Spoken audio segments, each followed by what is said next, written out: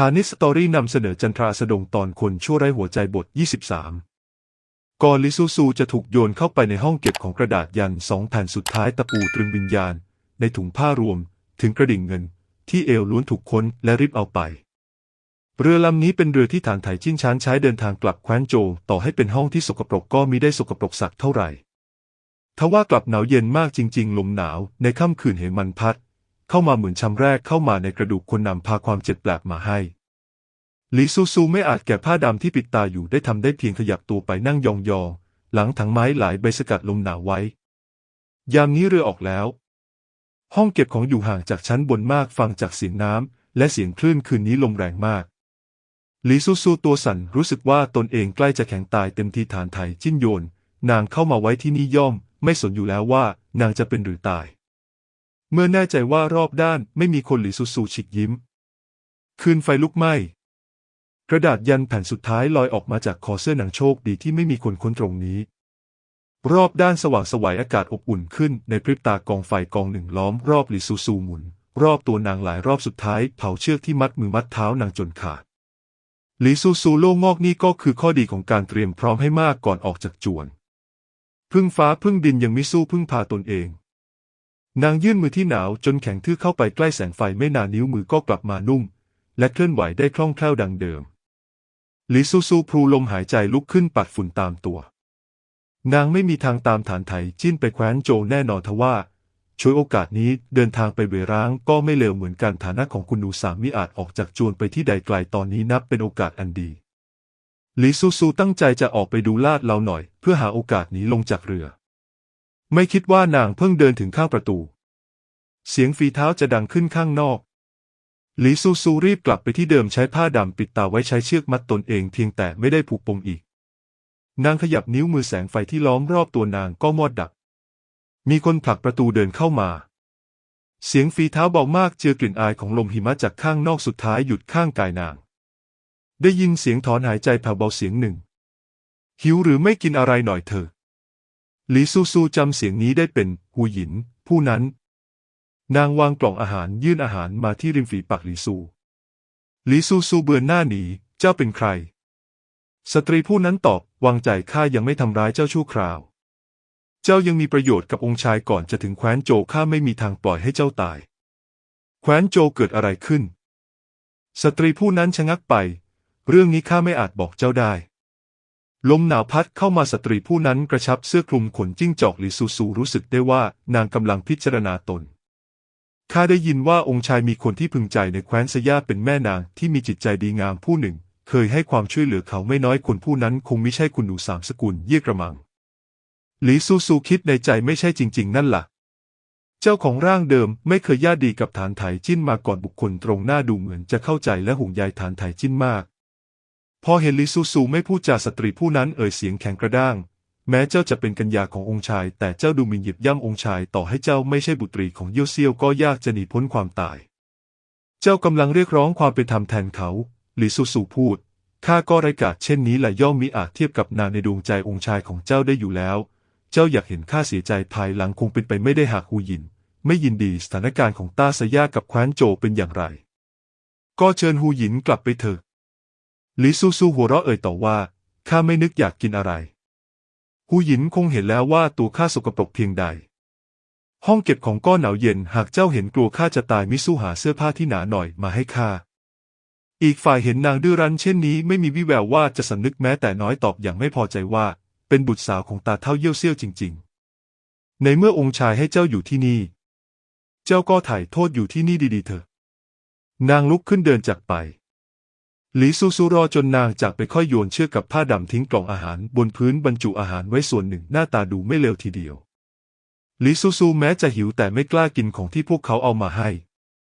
เสียดายที่ไม่เห็นว่าหูหยินผู้นี้เป็นใครลิซูซูกุมท้องเบ้ปากไม่รู้ว่าอีกฝ่ายมาที่นี่ด้วยเหตุใดมาดูว่าฐานไถจิ้นอยู่ในต้าสยาถูกบังคับให้แต่งกับสตรีชั่วร้ายอย่างไรหรือแค่มาพูดจาถากทางตนเพื่อให้ตนสำนึกผิดที่แต่ก่อนเคยทรมานฐานไถจิ้นไม่ว่าด้วยเหตุใดลิซูซูล้วนไม่ให้ความร่วมมือทั้งนั้นนางหลบออกจากห้องเก็บของอย่างง่ายดายย่องออกไปสำรวจสถานการณ์ เวลาเคลื่อนไหวหลีซูซูระวังมากนางดูออกว่าคนของฐานไถจิ้นแม้มีจำนวนไม่มากแต่วิชายุทธแข็งแกร่งคนเดียวสามารถรับมือได้ถึง10 คนแม้กระทั่งสาวใช้ที่ปัดกวาดฝีเท้าดูแล้วยังปราดเปรียวยิ่งเห็นได้ชัดว่าเป็นวรยุทธ์หลีซูซูไม่กล้าขึ้นไปชั้นบนได้แต่เตร่ๆอยู่ชั้นกลางหลีซูซูหิวเหลือเกินจึงเดินตามสาวใช้ผู้หนึ่งไปจนพบห้องครัวนางซ่อนตัวอยู่นานมากรอจนคนบนเรือหลับสนิทแล้วนางจึงเลือกหยินของที่สามารถกินได้มากินหลีซูซูหยิบตะบันไฟในห้องครัวติดไปด้วยหลายอันห่อไว้ด้วยน้ำมันเพื่อต้องใช้ในยามคับขันนางไม่มีคาถาอัคคีเทพแล้วไม่แน่หลังจากนี้อาจได้นำตะบันไฟออกมาใช้หลีซูซูอยากหาอาวุธทว่าคนของฐานไถจิ้นไม่มีทางวางของพวกนี้ไว้ส่งเดชนางได้แต่ถอยออกมาและไปดูที่ท้ายเรือแม่น้ำกว้างใหญ่หิมะที่ตกหนักปกคลุมสองฝั่งเรือแล่นไปตรงกลางอยู่ห่างไกลจากริมฝั่งมาก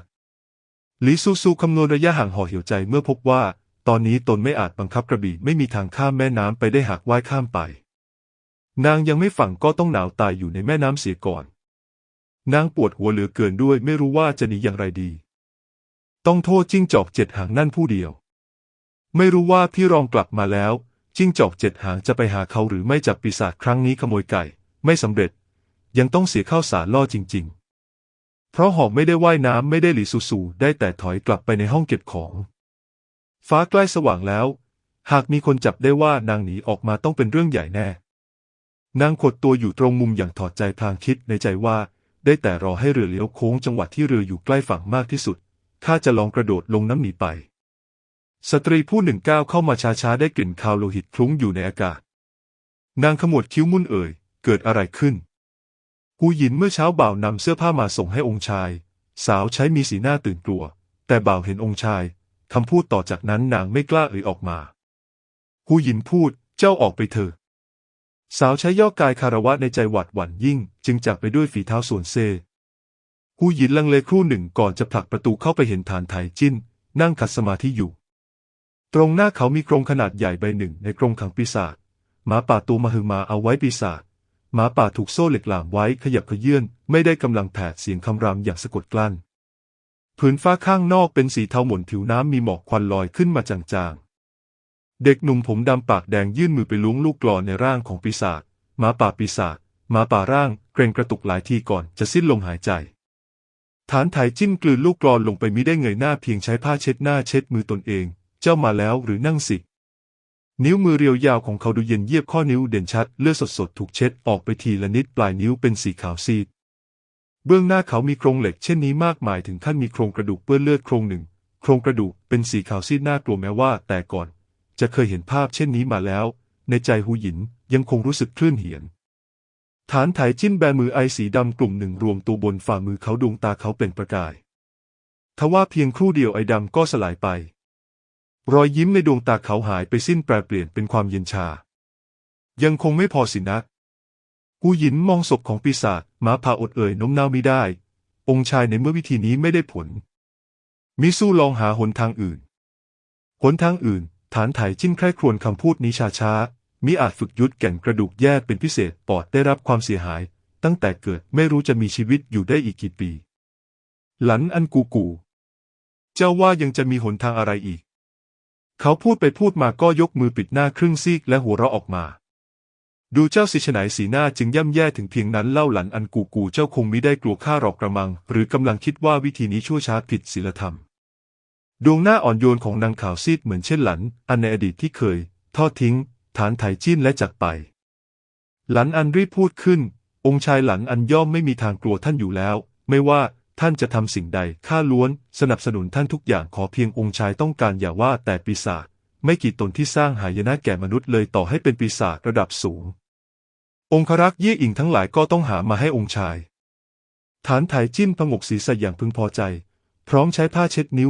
มือเขาเย็นเฉียบเรียวยาวข้อนิ้วเด่นชัดคราบเลือดถูกเช็ดออกไปแล้วปลายนิ้วดุดหยกถูกขับเน้นให้ดูขาวซีดกว่าเดิมข้าย่อมเชื่อหลันอันกูแน่นอนเจ้าได้พิสูจน์ความซื่อสัตย์ภักดีของตนเองแล้วข้าต้องตอบแทนเจ้าเป็นอย่างดีแน่เจ้าเองก็ไม่ต้องเวทนาพวกเขาพูดต่อว่าสรรพสิ่งในโลกล่าล้วนสกปรกไม่ต่างกันปีศาจที่ไม่มีกำลังปกป้องตนเองช้าเร็วก็ต้องมีจุดจบเช่นนี้ข้าเพียงแต่ส่งพวกเขาจากไปเท่านั้นองค์ชายกล่าวถูกต้อง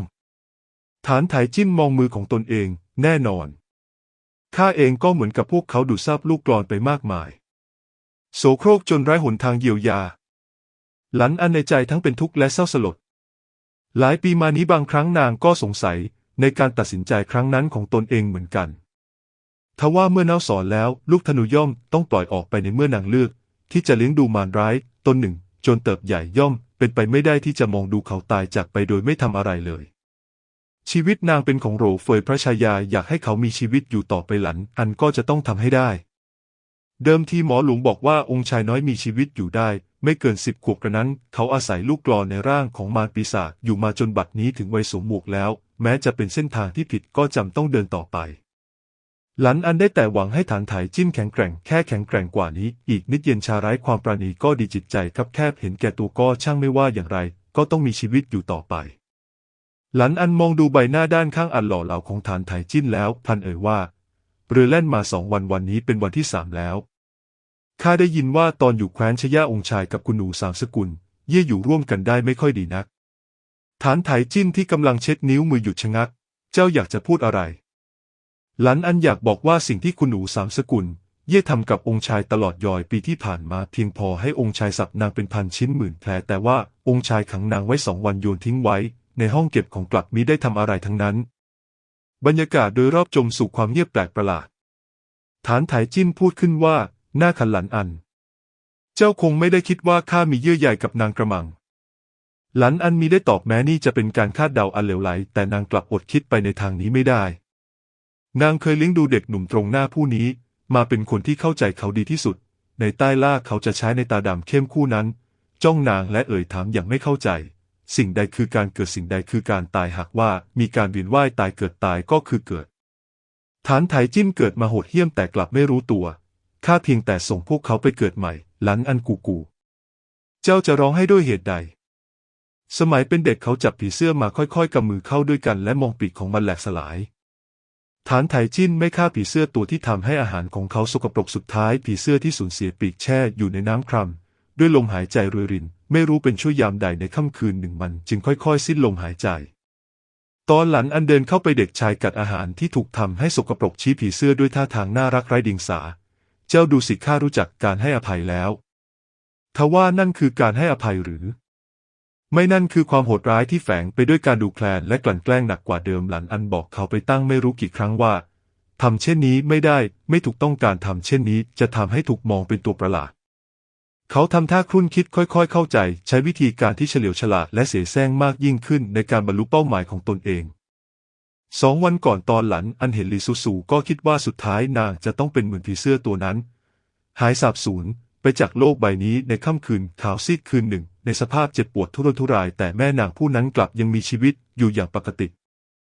ตอนเช้านางไปที่ห้องเก็บของเห็นคุณหนูสามสกุลเยี่ยขดตัวอยู่ตรงมุม2 แขนกอดตนเองดวงหน้าเล็กสกปรกมอมแมมหลับสนิทเรือแล่นมา2 วันเต็มๆแล้วใกล้จะพ้นเขตต้าสยาเต็มทีฐานไถจิ้นมิได้ฆ่านางไม่ได้หยามหมิ่นด้วยซ้ำไปเขาจับผีเสื้อมาแต่กลับแค่วางมันไว้ถึงขั้นไม่กล้าไปแต่ต้องปีกของมันการปรากฏตัวของเยซีอูทำให้ความโหดเหี้ยมของเขายุติลงชั่วคราวทว่าสำหรับหลันอันนี้ไม่ใช่ข่าวดี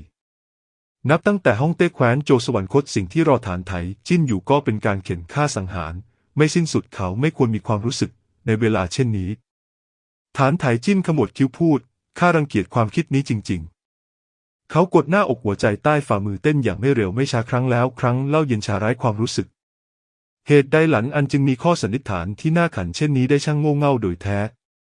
พรุ่งนี้ตอนเรือผ่านด่านจยาวิเขายิ้มน้อยๆข้าจะให้เจ้าดูละครฉากเด็ด